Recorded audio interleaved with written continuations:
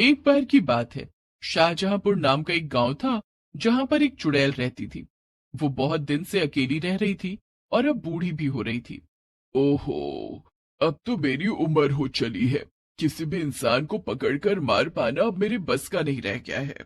पहले मैं कितनी फुर्तीली थी, एक साथ दो तीन इंसानों को दबोच लेती थी। लेकिन अब तो मुझे एक वक्त का खाना भी मिल जाए तो बहुत बड़ी बात है।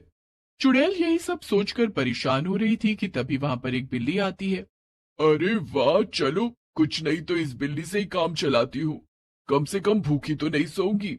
चुड़ैल बिल्ली को पकड़ लेती है और बिल्ली भागने की कोशिश करने लगती है, लेकिन चुड़ैल उसे पकड़कर जोर जोर से हंसने लगती है। अरे कहाँ भाग रही हो बिल्लो रानी, अभी तो आई हो, तुम्हें चख तो लूं।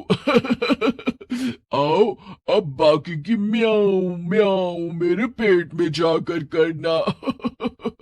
चुड़ैल बिल्ली को खाने ही जा रही थी कि तभी उसके दिमाग में एक ख्याल आता है। अपना शैतानी ख्याल सोचकर चुड़ैल जोर जोर से हंसने लगती है। अरे वाह, क्या बात है, ये विचार मुझे पहले क्यों नहीं आया। बिल्लो रानी, तुम्हारी किस्मत तो बहुत अच्छी है। आज तक ऐसा कभी नहीं हुआ कि कोई शिकार मेरे मुंह तक आए और बचकर निकल जाए। लेकिन तुम खास हो, मैं तुम्हें नहीं खाऊंगी, बल्कि तुम्हें तो मैं अपने साथ रखूंगी। उसके बाद चुड़ैल बिल्ली पर अपना जादू करती है और उसे भी अपनी तरह भूतिया बना देती है। बिल्ली अब एक भूतिया बिल्ली बन चुकी थी और पूरी तरह से चुड़ैल के कब्जे में थी। आज से तू मेरी पालतू बिल्ली है और जैसा जैसा मैं कहूंगी वैसा वैसा तुझे करना होगा। अब से तू ही मेरे लिए नया नया शिकार ढूंढ कर लाएगी और अपनी मालकिन का पेट भरेगी। इसके बाद चुड़ैल बिल्ली को लेकर गांव में जाती है और अपना नया शिकार ढूंढने लगती है। तभी उसे विमला नाम की एक औरत दिखाई देती है। चुड़ैल ने अपनी भूतिया बिल्ली को फिर से आम बिल्ली का रूप दे दिया और विमला के पास भेज दिया। अरे, ये बिल्ली कहाँ से आ गई? यहाँ तो आसपास कोई बिल्ली नहीं रहती है और ना ही गांव में इतनी बिल्लियां हैं। अरे, बिल्ली से ज्यादा तो कुत्ते हैं इस गांव में। लगता है कि ये किसी की पालतू बिल्ली है।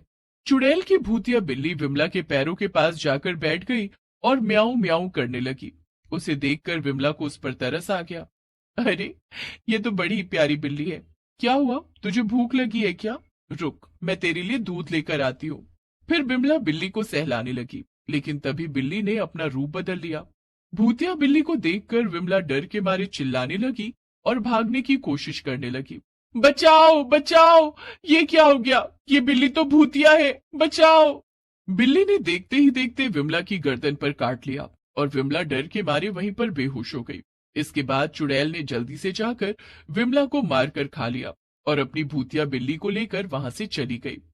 वाह वाह, अब तो मेरे बुरे दिन खत्म हो गए भैया, अब अच्छे दिन आएंगे। ये सब कुछ मेरी प्यारी बिल्लो रानी की बदौलत है। सारे गांव में हल्ला हो गया और किसी को भी समझ में नहीं आ रहा था कि विमला की जान आखिर कैसे गई। ऐसा कई दिनों तक चलता रहा, जब चुड़ैल अपनी भूतिया बिल्ली की मदद से लोगों को मारकर खा रही थी और किसी को भी कुछ समझ नहीं आ रहा था। एक दिन चुड़ैल पेड़ पर आराम से बैठी थी। अब तो जिंदगी बहुत आराम से कट रही है। जब से ये बिल्लो रानी मेरी जिंदगी में आई है, तब से तो मेरे दिन ही बदल गए हैं। तभी चुड़ैल की नजर सामने से जा रहे एक आदमी पर पड़ती है। उसके साथ में एक बच्चा भी था। चुड़ैल उन दोनों को देखकर बहुत खुश हो जाती है और उछलकर खड़ी हो जाती है। अरे वाह, ये तो एक के साथ एक फ्री का ऑफर लगता है। तो इसे मैं हाथ से कैसे जाने दे सकती हूँ? इतना कहकर चुड़ैल उस आदमी के पीछे पीछे चल पड़ी। चुड़ैल ने झट से अपनी बिल्ली को आगे भेज दिया और उस आदमी के साथ जो बच्चा था वो बिल्ली के साथ खेलने लगा। अरे चिंटू, मैंने कितनी बार तुम्हें समझाया है ना, ऐसे राह चलते किसी भी जानवर को नहीं छूते हैं, कभी कभी ये खतरनाक हो सकता है। मगर पापा, देखिए ना, ये बिल्ली तो कितनी मासूम है। ये भला हमें क्या नुकसान पहुंचा सकती है? मुझे इसके साथ थोड़ा सा खेल लेने दीजिए ना पापा।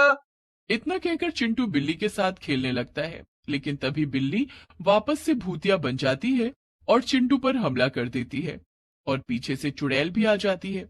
बेटा, तेरे पापा सही कह रहे थे, किसी भी राह चलते जानवर को ऐसे हाथ नहीं लगाते, क्या पता वो भूतिया हो। चुड़ैल को देखकर चिंटू और वो आदमी दोनों ही डर जाते हैं, लेकिन वो आदमी बिल्ली के साथ लड़ने लगता है। चिंटू किसी तरह से अपनी जान बचाकर वहां से भागता है और गांव पहुंच जाता है, लेकिन पीछे से चुड़ैल उस आदमी को मार देती है। चिंटू गांव पहुंचकर सारी बात गांव के सरपंच को बता देता है। सभी गांव वाले ये सुनकर हैरान रह जाते हैं। सभी लोग आपस में बात कर ही रहे थे कि तभी चिंटू की एक स्कूल की दोस्त प्रिया वहां पर आ जाती है। सब लोग सुनो, वो बिल्ली मेरी है, वो मेरी बिल्ली किट्टी है। मैं उसे कब से ढूंढ रही थी पर वो मुझे मिल ही नहीं रही थी। जरूर उस चुड़ैल ने मेरी बिल्ली पर जादू करके उसे भूतिया बनाया होगा। क्या? पर हो सकता है वो कोई और बिल्ली होगी प्रिया। तुम इतने यकीन से कैसे कह सकती हो कि वो तुम्हारी ही किट्टी है? ठीक है, तो मैं खुद ही जाकर देख लेती हूँ कि वो मेरी बिल्ली है या नहीं। नहीं बेटा, इसमें खतरा हो सकता है। अगर वो तुम्हारी बिल्ली भी है तो भी अभी वो है तो भूतिया ही ना। पहले हमें कोई तरीका निकालना होगा जिससे हम उस बिल्ली पर हुआ जादू हटा सके और चुड़ैल से भी छुटकारा पा सके।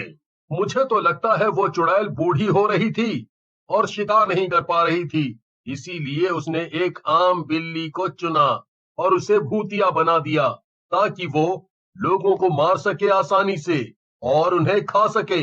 तो अगर एक बार बिल्ली का जादू खत्म हो जाएगा तो चुड़ैल तो फिर से कमजोर हो ही जाएगी, फिर हम उसे आसानी से यहाँ से भगा पाएंगे। पर ये सब होगा कैसे? ये सब तो बहुत खतरनाक काम लग रहा है।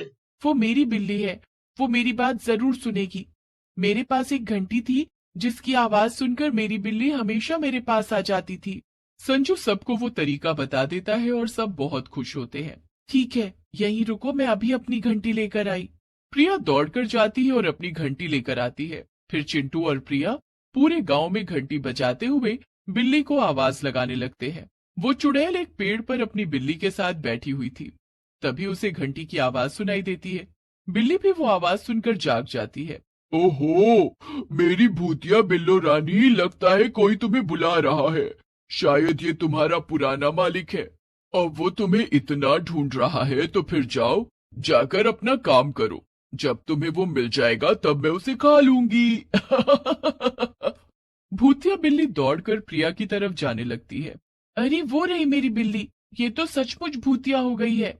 पर प्रिया लगातार घंटी बजा रही थी। जैसे ही बिल्ली प्रिया और चिंटू के पास पहुंच जाती है, संजू वहां आ जाता है और गांव वालों के साथ मिलकर वो भूतिया बिल्ली पर एक जाल फेंक देता है जिसमें वो फंस जाती है। बिल्ली म्याऊं म्याऊं करके बाहर निकलने की कोशिश करने लगती है। बस थोड़ी देर किट्टी, बस थोड़ी देर सह लो, फिर तुम उस चुड़ैल के चंगुल से आजाद हो जाओगी। मुझे माफ करना जो तुम्हें इस सब से गुजरना पड़ रहा है। जब काफी देर तक भूतिया बिल्ली वापस नहीं लौटती तो चुड़ैल सोच में पड़ जाती है। अरे ये मेरी बिल्लो रानी अब तक वापस क्यों नहीं आई? कहाँ गई? अब शायद मुझे ही जाकर ढूंढना पड़ेगा। चुड़ैल ढूंढते ढूंढते उस जगह पर पहुंच जाती है जहां बिल्ली जाल में फंसी हुई थी, पर उसे आसपास कोई और नहीं दिखता। ये क्या? किसकी इतनी हिम्मत जिसने मेरी भूतिया बिल्लो रानी को कैद किया? मैं उसे छोड़ूंगी नहीं, पर पहले अपनी बिल्लो रानी को तो आजाद कर दूं। पर चुड़ैल उसे आजाद करती है उससे पहले ही वहां पर संजू और सरपंच आ जाते हैं और दोनों चुड़ैल को पकड़ लेते हैं। अरे कौन हो तुम दोनों? छोड़ो मुझे।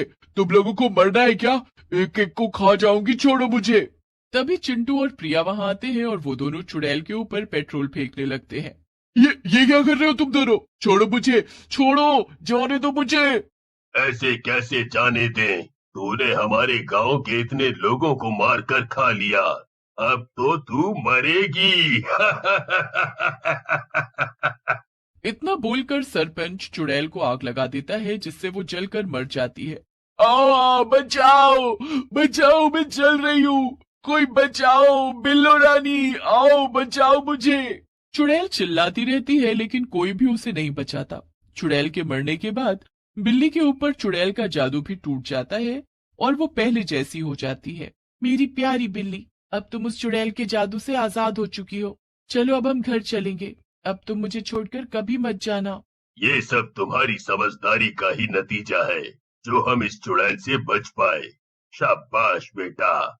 इसके बाद प्रिया बिल्ली को लेकर वापस घर चली जाती है और गांव में सब लोग वापस खुशी खुशी रहने लगते हैं।